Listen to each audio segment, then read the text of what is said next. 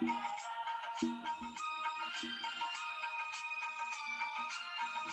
शांति।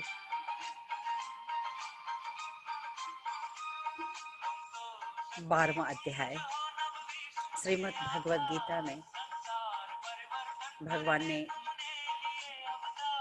अर्जुन को समझाया,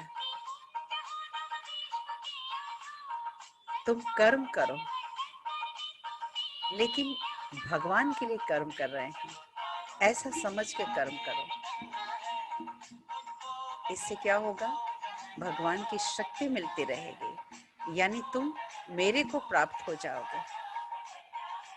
ईश्वर को समर्पित करके कर्म करे। अगर युवा सेवा भावना से कर्म करे, हद की भावना से ऊपर उठकर करे, यानी स्वार्थ की भावना से ऊपर उठ के कर्म करे, तो निश्चित रूप से उसे एक अद्भुत शक्ति, एक दिव्य शक्ति का सहयोग मिलता है। स्वार्थ की भावना रखने से वो शक्ति से वंचित रह जाता है।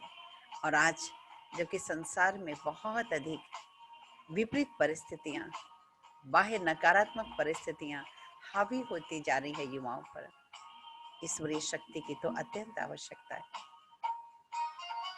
तो जो हम कार्य करना चाह रहे हैं उसमें मेरा हित क्या है?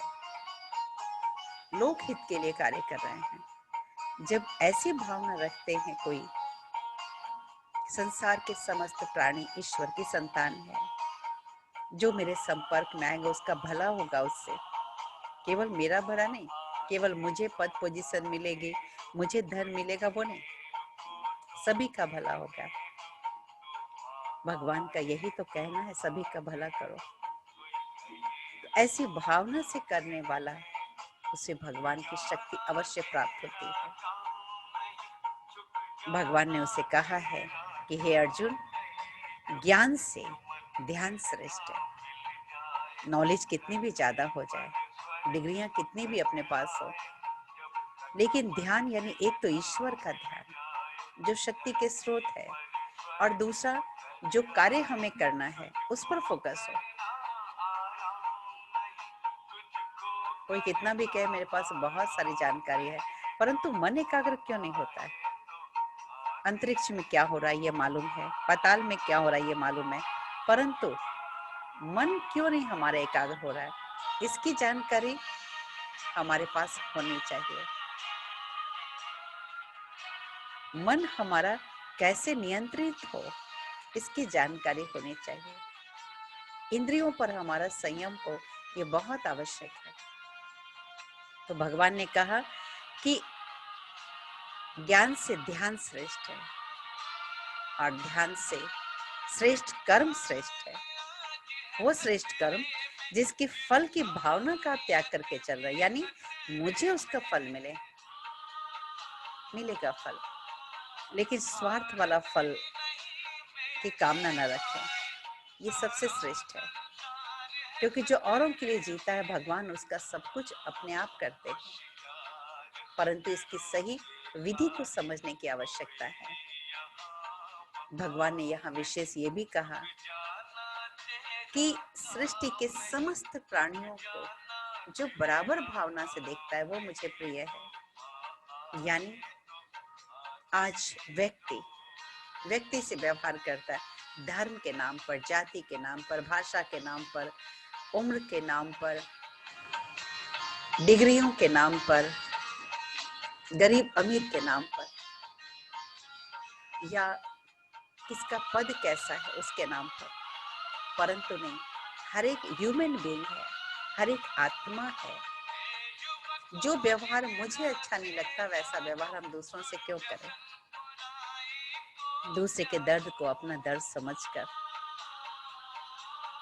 हम उसे सुख देने का पुरुषार्थ करें। ऐसे आत्माएं, ऐसे भक्त, ऐसे बच्चे भगवान को प्रिय है। अब इन सभी साधना को करने में मनोबल बहुत चाहिए। भगवान ने आगे इस अध्याय में भोजन हमारा कैसा होना चाहिए उस पर भी बहुत विशेष प्रकाश डाला है। आज के इस युग में लोगों ने भुला दिया है उस कहावत को, जैसा अन्न वैसा मन। भोजन हमारा सही होना चाहिए, केवल पेट भरने के लिए नहीं, केवल जीभ के संतुष्टि के लिए नहीं, केवल काम चलाने के लिए नहीं, कैसे भी करके ठूसा और चले गए, निकल गए। अन्न का मन पर प्रभाव पड़ता है और मन का अन्न पर। इसलिए भोजन सात्विक होना चाहिए, इंद्रियों की आकर्षण से परे, यानी इतना नहीं कि बहुत टेस्टी, बहुत तीखा, बहुत खट्टा, उसमें फिर मन की एकाग्रता कम हो जाती है।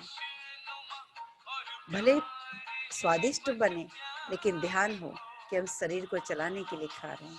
इतना अधिक स्वाद में न चले जाए कि हमारा स्वास्थ्य उससे खराब हो।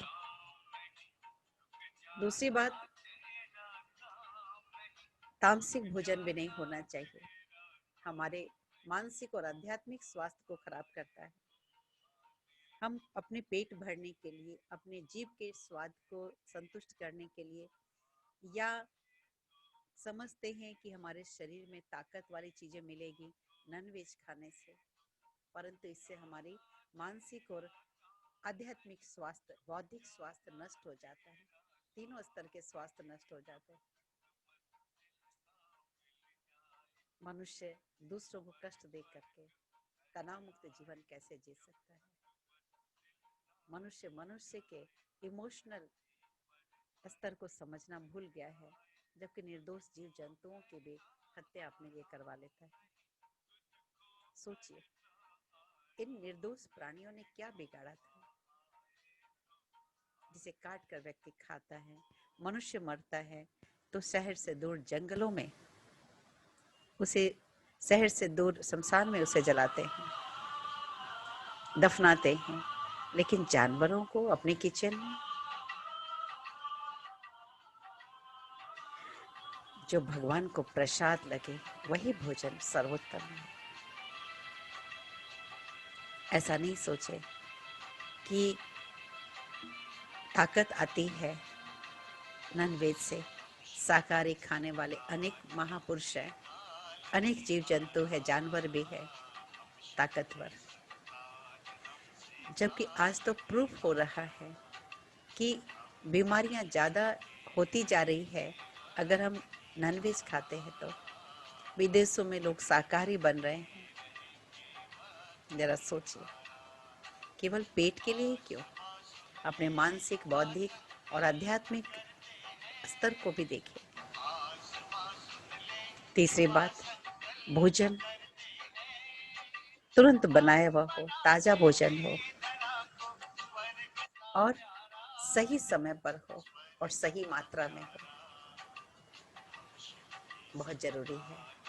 भोजन बनाने वाला कितने अच्छे मन से बनाया है ये भी ध्यान रखना जरूरी है। और भोजन खाते समय भी हमारा मन बहुत शांत होना चाहिए, बहुत प्रेम से ग्रहण करें। कई बार सही भोजन है लेकिन हम खाते समय बहुत गुस्से में होते हैं।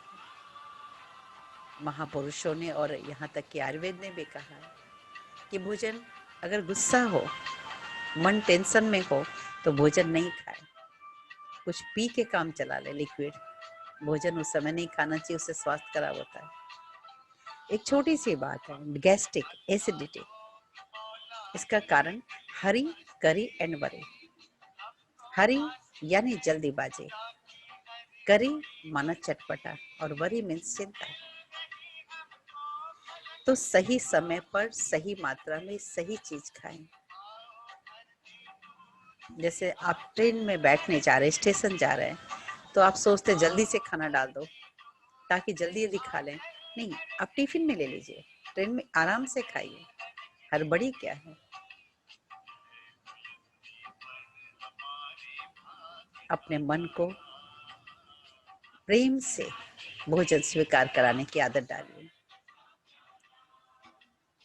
और भोजन के साथ पानी नहीं, पानी 1.5 घंटे के बाद पीजिए या आधा घंटे के पहले पीजिए। सारे दिन भर में 3 बार कम से कम 15-15 मिनट समय तो निकाले भोजन के लिए। भोजन की को भोग लगना चाहिए। भोजन की थाली जब सामने आती है तो भी भगवान को फिर से याद करें, भले भोजन लग चुका है तो भी कोशिश करें उनकी याद में खाने, कोशिश करें उनसे बात करते हुए खाने, बहुत अच्छा लगेगा। उसे भी आप एक दोस्त बना ले भगवान को, और भगवान के साथ बात करते हुए खाएं, बीच बीच में कोशिश करें। देखिए कितनी ज़्यादा आपको पावर मिलती है। एक गिलास पानी भी पीते हैं तो पानी को भी देखते हुए पहले पॉजिटिव थॉट क्रिएट कीजिए।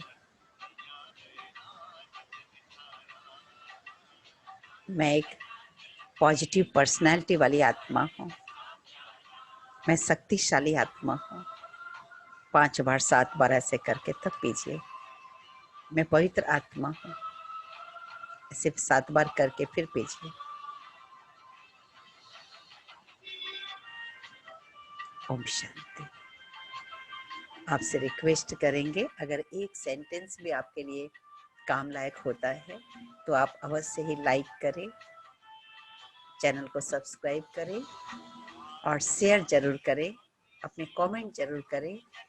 अगर आपको कोई प्रश्न हो तो आप कमेंट बॉक्स में लिख सकते हैं, और नहीं तो ओम शांति 632@gmail.com पर हमें लिख सकते हैं। बहुत बहुत शुभकामनाएं। ओम शांति।